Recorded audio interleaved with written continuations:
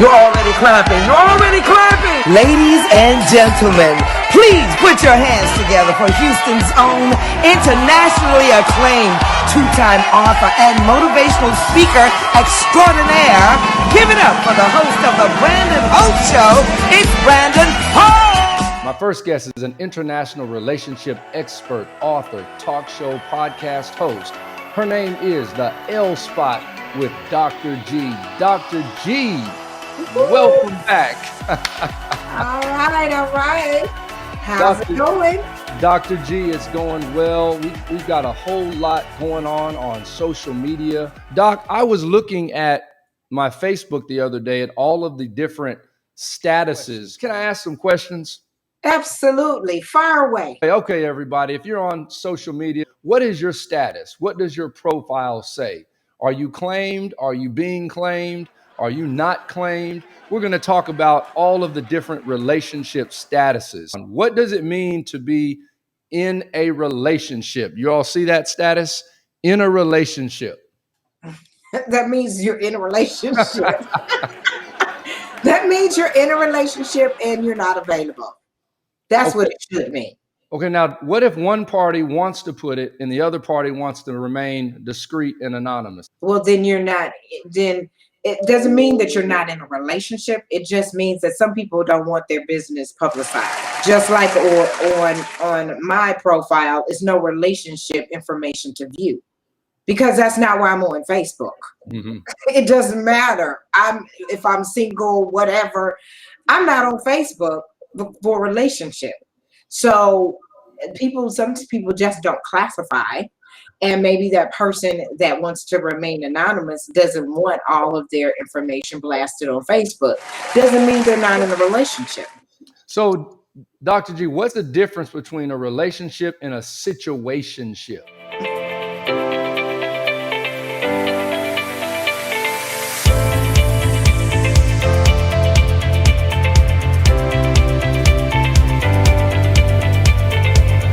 Brandon is grateful to Vallo D. Barber, owner of Master Barber Headquarters and local sponsor of The Brandon Holt Show.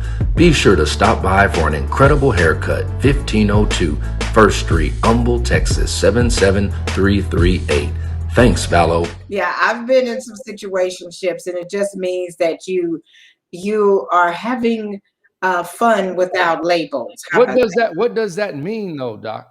What do you mean? What does it mean? It means that you enjoy benefits of relationships, but you just don't have a title on it. So whatever that means to different people, that's what it means. And you just don't put titles on it, and it's just a situationship. I have a situation. Grown folks understand that. So do situationships actually last, or is it more of a quick instant gratification fix?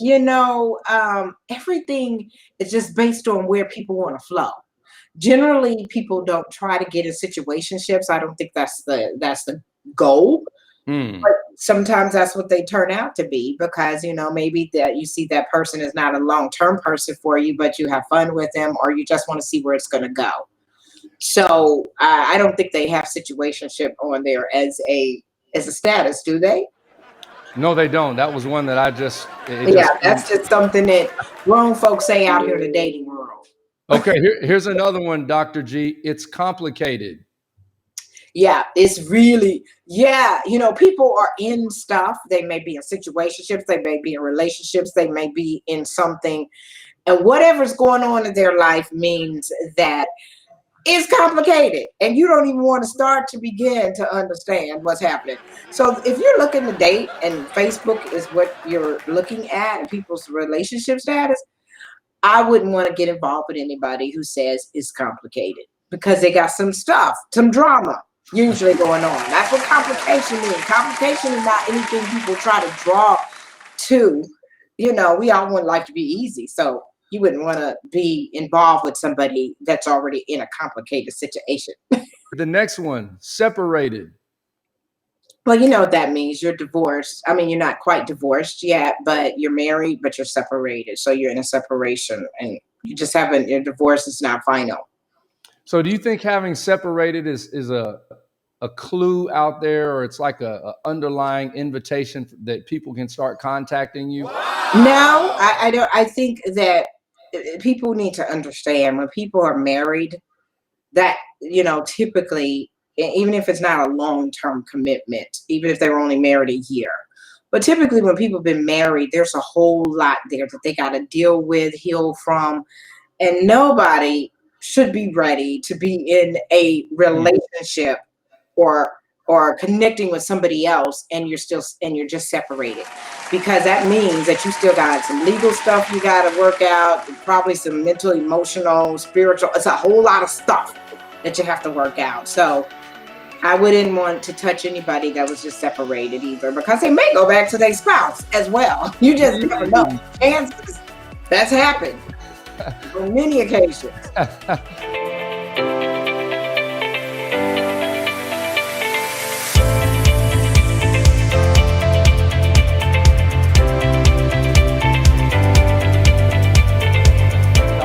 Dr. G, there used to be a term that we used called shacking up.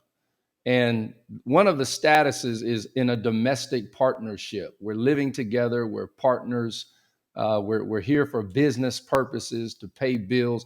What exactly does that mean? Does it work? Is it a good idea? Well, hey, yeah, and a lot of people do that nowadays. People are doing it. They say, "Hey, we're doing it for financial reasons." For what other reasons that people do it? If domestic partnership, now I've seen some long-term domestic partnership. People live together for 20 years and get married. That's happened in my family. But typically, domestic partnership, people have an intention. I think it works better when you have an intention that we're going to live together and then we're going to get married. But a lot of times people just trying to try it out and see what happens. I've heard a lot of different and dealt with a lot of people that it didn't work. But that is a relationship status. And if people put that out there, then they want you to know they're not available. So that's really what they're saying. Hey, everybody, we're trying to break down all of the statuses on Facebook. Dr. G is breaking it down. Dr. G, what do you have on your profile? Nothing. We want to know, Doc. Doc, we want to know. I have no relationship information to show. So if you're in a committed relationship and your significant other says, "Baby, I want to go public with it. I want everybody to know that we're together," what would you do? I see. So first of all, I don't put out that energy for that type of person to come into my life, because the type of person that I am is not wanting to have to be on public display with whatever you have going on. It's not that I'm ashamed of them or they're ashamed of me. It's just that we understand what's between us, and that I don't have to validate that to the world until it's time. Now, that's the key right there. Yeah, when it's time, and maybe stuff is moving further, but I've just seen so many people do that and the relationships don't work. They don't last. And now you blasted all of this. Oh, look at me and my boo, and we doing this and we doing that, and oh, look at these pictures and everybody liking, and then pretty soon they're gone. And it's like, what happened to the relationship? Because you live it out loud publicly for validation, and I don't need that. So here's the last one, Dr. G. In an open relationship. Look, that's the most honest one. That's probably the most honest one. Anybody in an open relationship means that they do have a significant person in their life, but between the two of those people, they have decided that they're going to still date and see other people. Okay, so here's two people. We like each other, but we're going to date other people. Are there rules of engagement with the other people, or is it anything goes outside and inside the immediate relationship? Well, in an open relationship, it's up to those two people, because we're not talking about polyamorous or anything. They're just saying, I'm in an open relationship, which means I have somebody, but me and my partner have agreed that we could see other people. So whether that's the one person seeing other people or both people seeing other people, but it's an open relationship and the other partner knows about it. How realistic is that to sustain itself?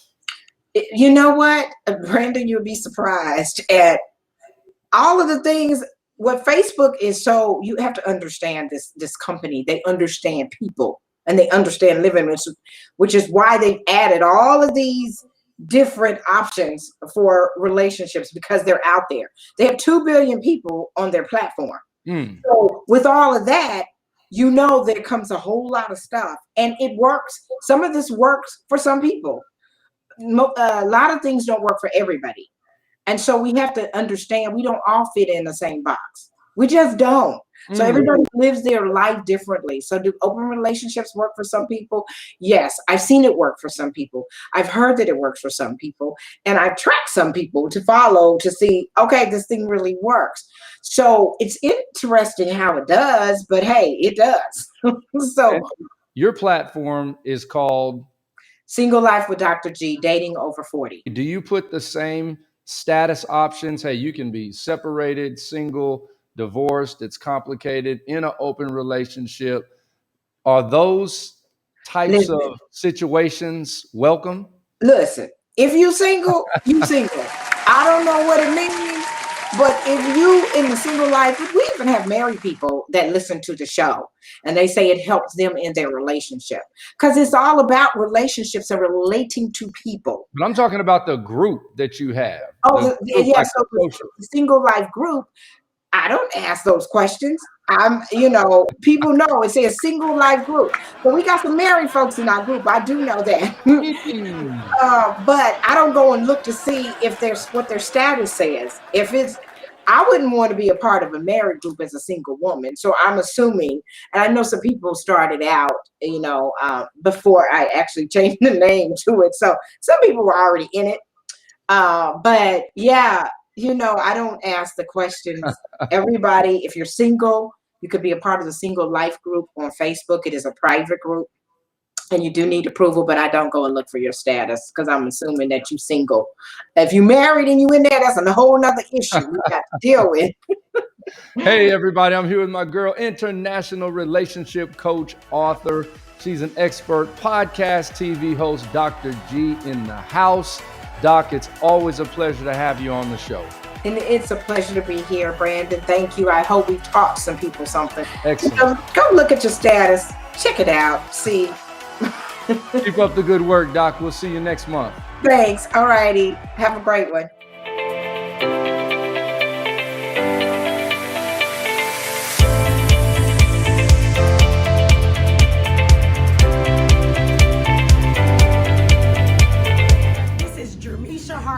I Step with Misha, and I want to give a shout out to the Brandon Hope Show. He's so phenomenal. He's out here helping, supporting in any way he can. Please follow me on Facebook at Jermisha Hardiman or on Instagram at Jermisha8. Each class is 1 hour long. So just 60 minute class. If you are a new client, I charge you to come 30 minutes early so that I can work with you one-on-one, so that you can get acclimated with the board and acclimated with my call outs. But it's just 1 hour of your day. So just join us, give it a try, and you won't regret it.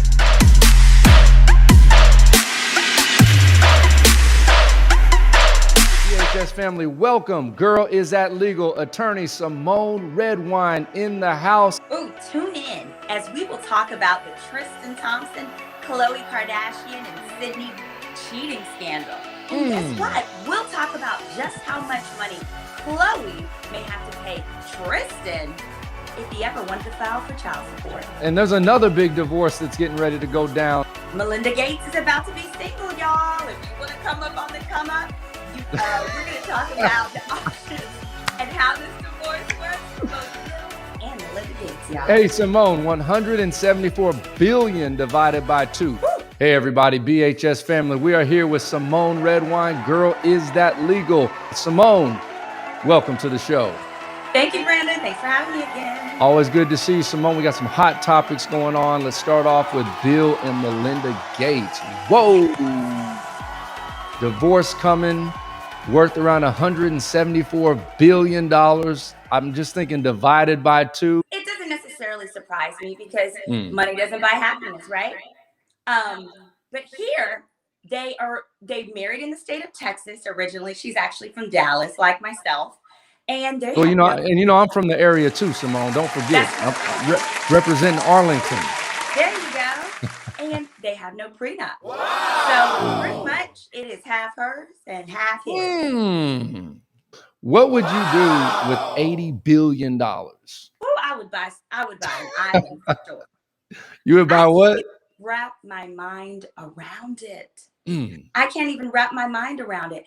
And in their instances, now one thing is he already, the day that he announced the divorce, he gave her $2 billion worth of stock, an additional $2 billion worth of stock. Now we don't know what she already has access to, but that's a good little start. And I know they were talking about she wanted to sell the house. Hey there, this is Jermisha Hardiman with I Step with Misha, and I want to give a shout out to the Brandon Hope Show.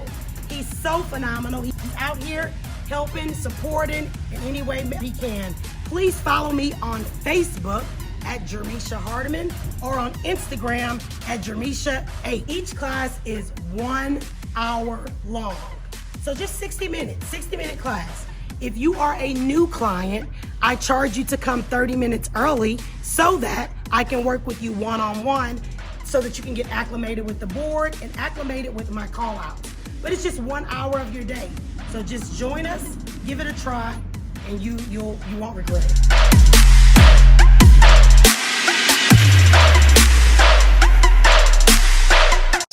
But then I read that she's going to let him keep the house. Yeah, she probably doesn't want it. See, in this instance, it sounds like this has been a long time coming. It sounds like they knew and they saw it coming, and it's just a matter of them finalizing the details. She does not want spousal support, and whoa. Let's go back. That's right. How much spousal support would she get if she did want it? Here's a huge myth about spousal support. You're not entitled to it just because you were married.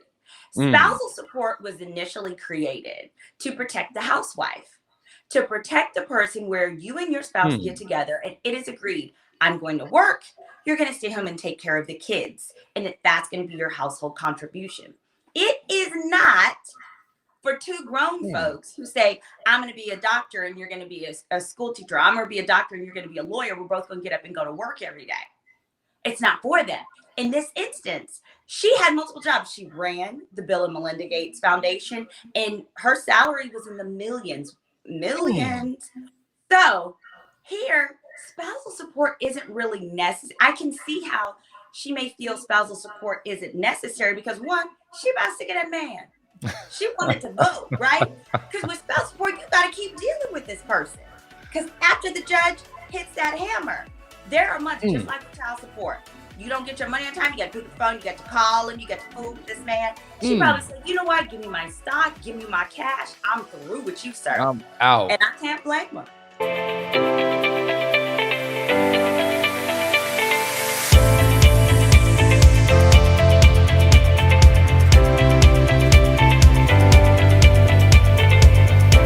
Thanks owner Craig Joseph of Houston, This Is It Soul Food, and sponsor of The Brandon Holt Show.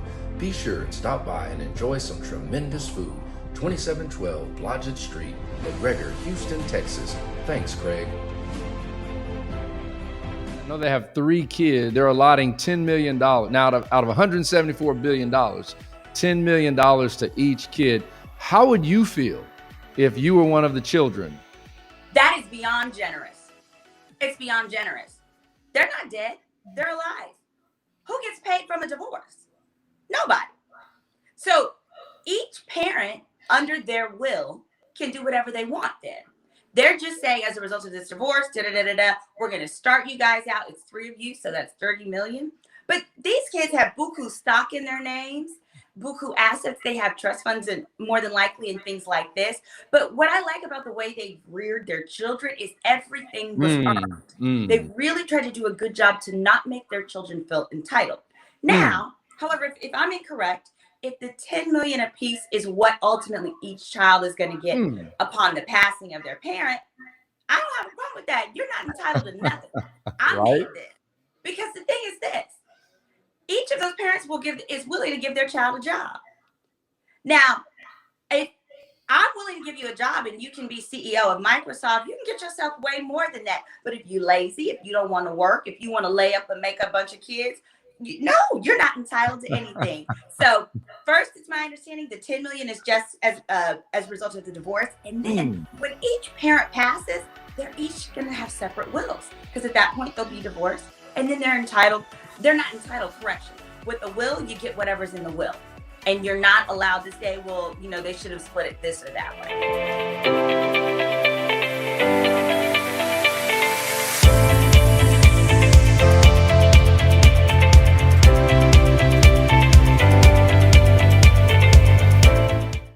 Symone, Tristan Thompson and Khloe Kardashian all over the headlines.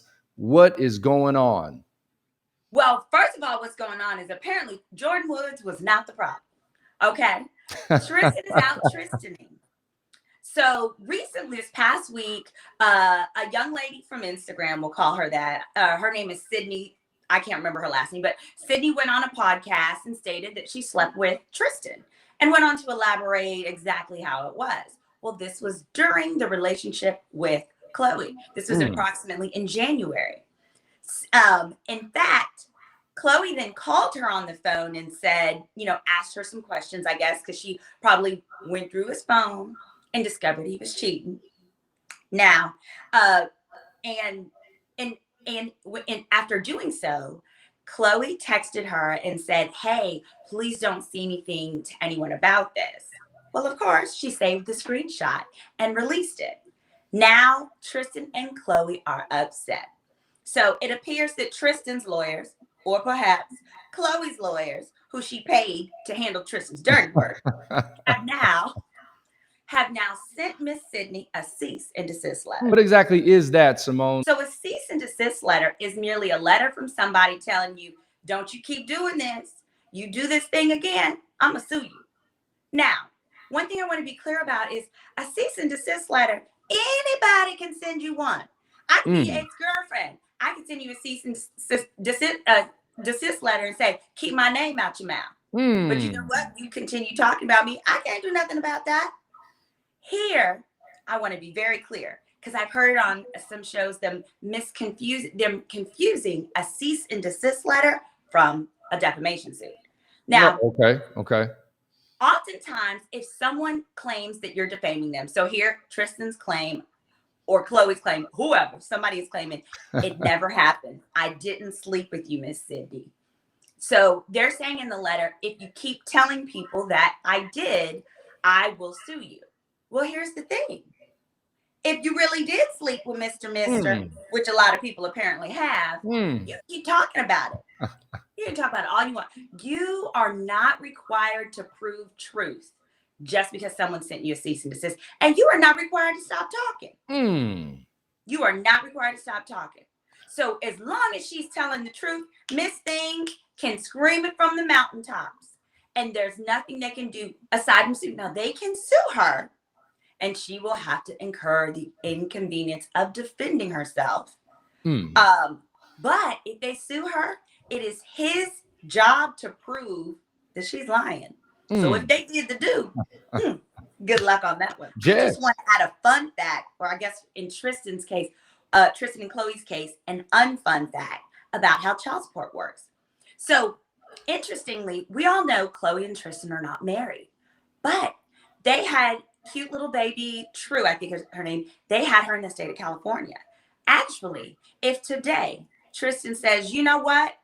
I don't want to be with you no more, Khloe. I want to make sure I have visitation of my daughter and take her to court.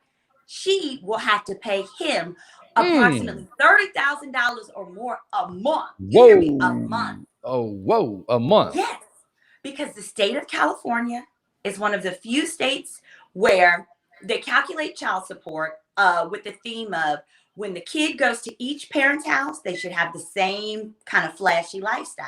So they put both parents' incomes together. So I don't know my numbers, but we know Khloe is probably worth about $300 million. Wow. Let's say. And Tristan is worth about $30 million.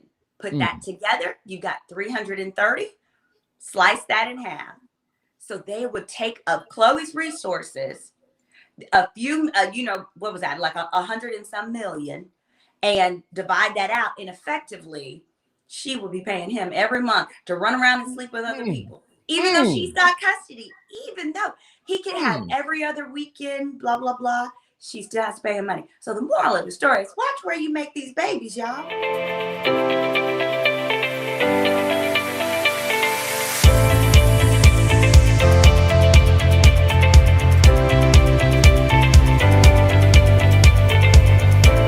She went from being 14 years old to 2 years old in just 1 week. Hi, this is Connie B, letting you know about the release of my new book, When Screaming Isn't Enough. This is a riveting true story of my 14-year-old daughter being bit by an infectious mosquito. So just go on Amazon.com to get your copy today of When Screaming Isn't Enough by Connie B. That's When Screaming Isn't Enough by Connie B on Amazon.com. Right, or Melinda Gates is single. I don't know if she can still make some babies, but if you make one with her and you run to California, you will be set for antiquity. Hey everybody, this is Symone Redwine, attorney, The Brandon Holt Show. Girl, is that legal? Symone, what's the greatest pleasure you get out of being an attorney? I like helping people, and I don't like being poor. So being able to combine those two things together is one of the joys.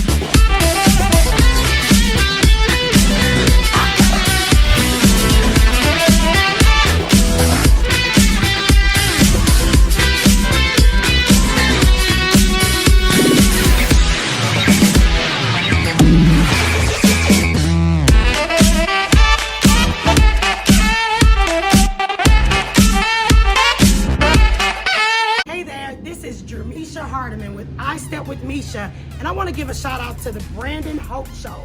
He's so phenomenal. He's out here helping, supporting in any way he can. Please follow me on Facebook at Jermisha Hardiman or on Instagram at Jermisha8. Each class is 1 hour long. So just 60 minutes, 60-minute class. If you are a new client, I charge you to come 30 minutes early so that I can work with you one-on-one so that you can get acclimated with the board and acclimated with my call outs. But it's just 1 hour of your day. So just join us, give it a try, and you won't regret it.